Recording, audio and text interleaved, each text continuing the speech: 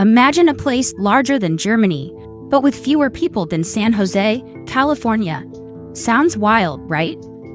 Welcome to Montana, a state of jaw-dropping beauty, but shockingly empty landscapes. So why does almost nobody live here? Is it the freezing winters, the isolation, or something deeper in its history? Could you survive in a place with more elk than neighbors and a hospital 3 hours away? Let's find out. Number 1. Brutal winters that scare people away.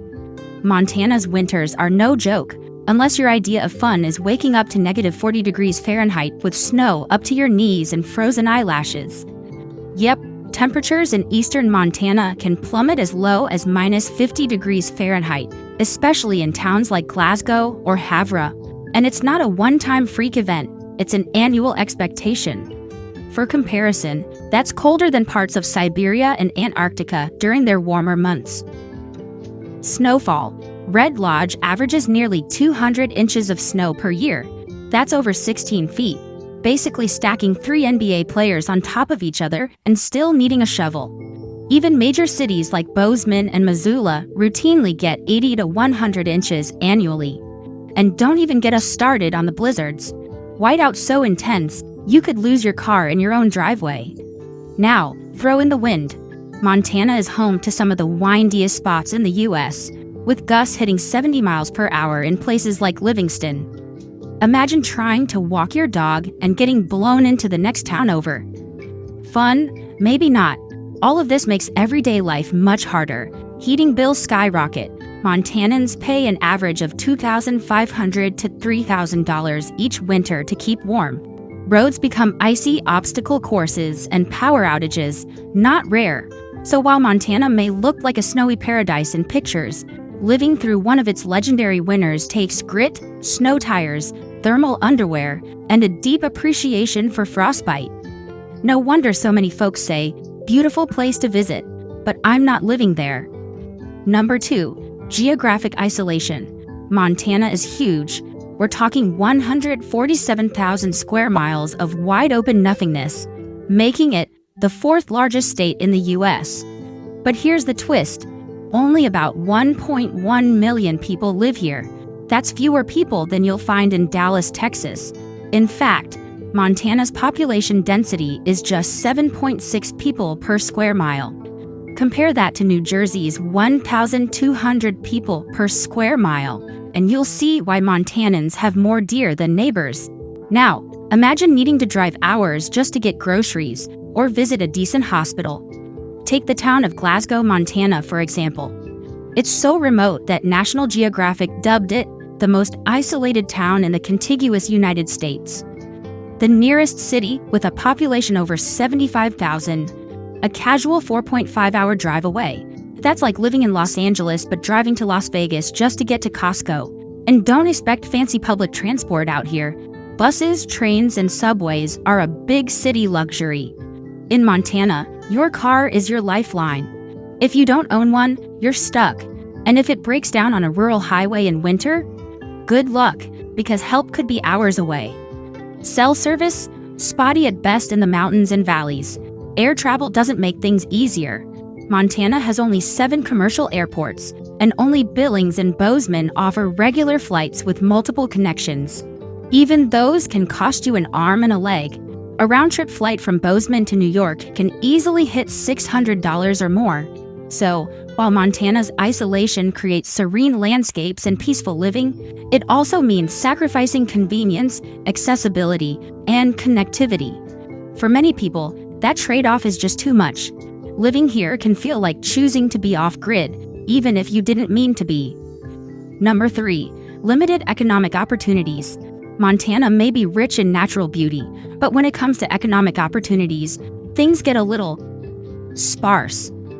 The state's economy heavily leans on agriculture, tourism, mining, and timber, industries that are solid, but not exactly booming in today's high-tech job market.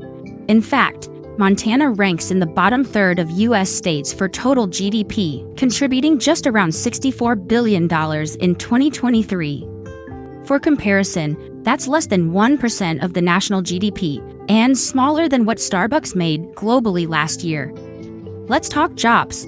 Montana's unemployment rate floats around 3.2%, which doesn't sound terrible, but it hides a deeper issue: underemployment. Many Montanans are working part-time or seasonal gigs just to get by. High-paying industries like tech, finance, and biotech. Not much happening there. Only about 3% of Montana jobs are in the information or finance sectors, compared to over 10% in states like California or New York. The average annual wage in Montana is around $54,000, well below the national average of $65,000. Even in bustling Bozeman, where the economy is considered hot, many workers struggle to find livable incomes. College grads often leave for places like Denver or Seattle, where salaries and opportunities are higher. It's part of the so-called brain drain effect, where young, educated folks hit the road for greener and better-paying pastures. And let's not forget about healthcare access. Montana has one of the lowest physician-to-population ratios in the country, about 198 doctors per 100,000 people. That means long waits, fewer specialists, and, again, hours of driving just to get care.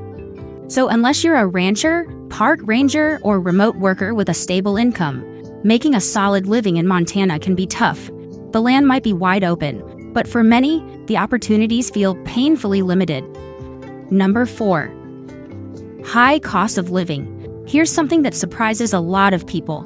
Despite being known for its wide-open spaces and rustic charm, living in some parts of Montana can cost you more than living in big cities. Yep, especially in popular places like Bozeman, Missoula, and Whitefish, where housing prices have absolutely skyrocketed in the past decade. Take Bozeman, for instance, a city with just over 56,000 people, but a median home price sitting around $750,000 in 2025. That's higher than Phoenix, Arizona, and creeping dangerously close to Denver prices. Why the hike?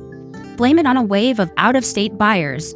Ever since the pandemic normalized remote work, thousands of people from California, Washington, and Texas have flocked to Montana for its scenic lifestyle. This sudden demand overwhelmed local housing markets, and because building codes and infrastructure weren't ready for it, prices shot up fast. In Bozeman, home prices surged by over 100% between 2015 and 2025. Even rent isn't cheap. A basic one-bedroom apartment in Missoula now costs about $1,600 per month, up from $900 a decade ago. Meanwhile, the average salary in Montana is just around $54,000, meaning housing eats up a much larger slice of the paycheck here than in many other rural states. And the sticker shock doesn't stop with rent or mortgages.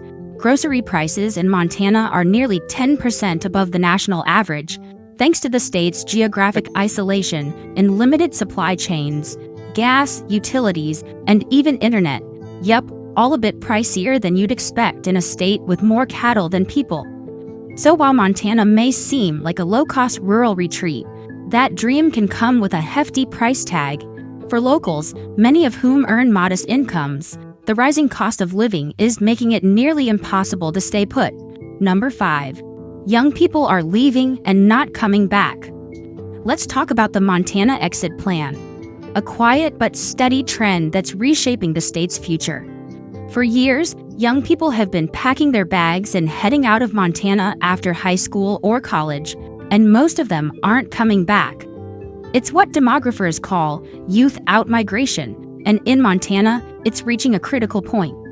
According to the Montana Department of Labor and Industry, roughly 60% of Montana's young adults leave the state within 5 years of graduating high school. That's a big deal when you're already one of the most sparsely populated states in America. Why are they leaving? 3 big reasons: lack of job opportunities, limited entertainment and social life, and sky-high housing prices in the places they'd actually want to live. Let's face it, if you're 24, armed with a degree, and dreaming of a career in tech, media, or business, the thought of staying in Havre or Miles City doesn't quite match the vibe. And even Bozeman, with all its trendy coffee shops and art scenes, is tough when rent is $1,800 for a one-bedroom apartment and the best-paying job in town is $42,000. This outflow is fueling another issue. Montana is aging fast. The median age in Montana is now 40.1 years, compared to the national median of 38.9. And in rural counties, it's even higher. Some places have median ages over 50. This creates a shortage of young workers, fewer kids in schools, and a healthcare system stretched thin by a growing senior population. So, the cycle continues. Young people leave, communities shrink, and the state struggles to attract new residents. Until more career options, affordable housing, and nightlife arrive, Montana's youth will keep looking for greener and more exciting pastures elsewhere. Number 6. Rugged terrain and harsh geography. Montana is jaw-droppingly beautiful, no doubt. Rolling prairies, epic mountain ranges, and pristine alpine lakes. But that same raw, rugged beauty is also one of the reasons people don't live here. Let's be real. Not everyone wants to carve out a life in a place where grizzly bears, avalanches, and flash blizzards are part of the landscape. With over 100 named mountain ranges, including the towering Rockies and the Beartooth Mountains, much of Montana is steep, rocky, and tough to develop. More than 40% of the state is public land, which is great for outdoor enthusiasts, but not for housing or big infrastructure projects. Agriculture, while it plays a huge role in Montana's economy, about $5 billion annually, a lot of the land is semi-arid and requires irrigation.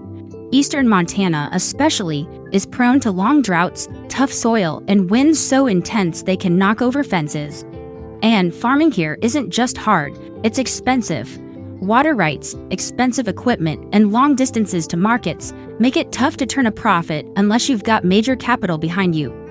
Transportation is another issue. Montana has more miles of rural road per capita than any other state, about 70,000 miles total. But only one interstate, I-90, runs fully east to west.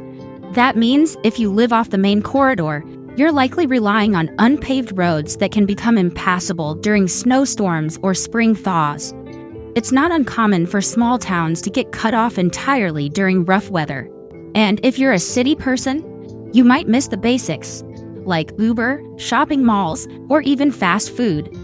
Some towns are 80 miles from the nearest Walmart. So while nature lovers may find paradise, many others find the terrain just too wild to tame. Number 7. Sparse infrastructure and limited services. Living in Montana can feel like stepping back in time. Charming, sure, but also frustratingly disconnected. One of the biggest reasons people don't settle here, the infrastructure simply isn't built for modern fast-paced lifestyles. With such a vast land area, over 147,000 square miles, and only 1.1 million residents, spreading out essential services like hospitals, schools, and high-speed internet gets tricky. For many Montanans, the nearest grocery store, pharmacy, or clinic could be 45 minutes to 2 hours away. And let's not even talk about finding a good latte in rural eastern Montana. Healthcare access is a major issue. Montana ranks near the bottom in doctor availability, with just 198 physicians per 100,000 people, compared to a national average of about 277. That means long wait times, limited specialists, and for many rural residents, a trip to the ER can mean hours on the road. In emergencies, those minutes count, especially during winter, when icy roads can make travel risky or impossible. Education is another concern.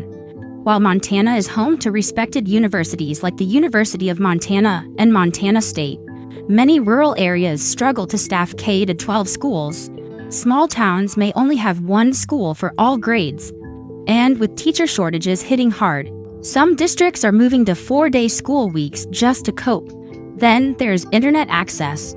Despite national efforts to expand broadband, nearly 25% of Montanans still lack access to high-speed internet, particularly in the mountains and plains.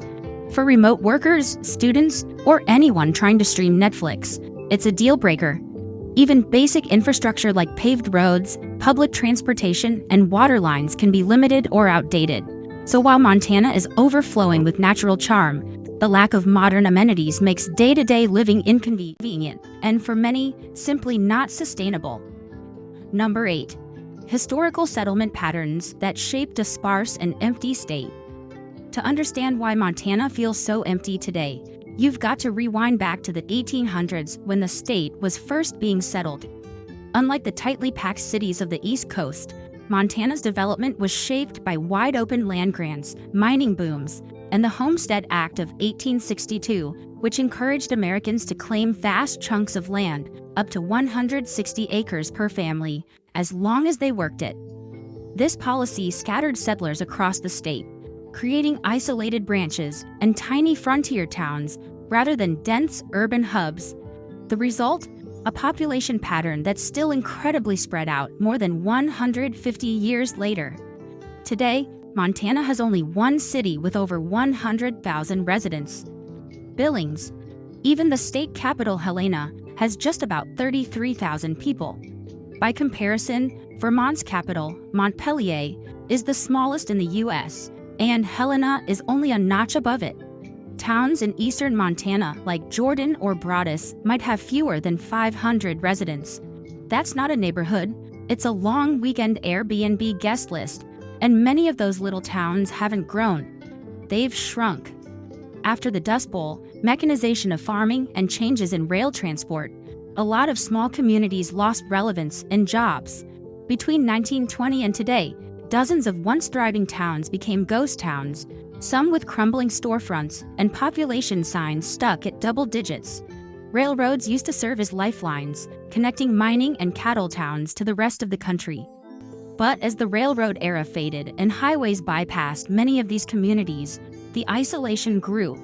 The infrastructure never really evolved, and new industries didn't flock to replace the old ones. So, while other states built cities around ports, factories, or universities, Montana's history locked it into a layout of distance, silence, and space. That legacy is still visible today. Beautiful, yes, but undeniably sparse.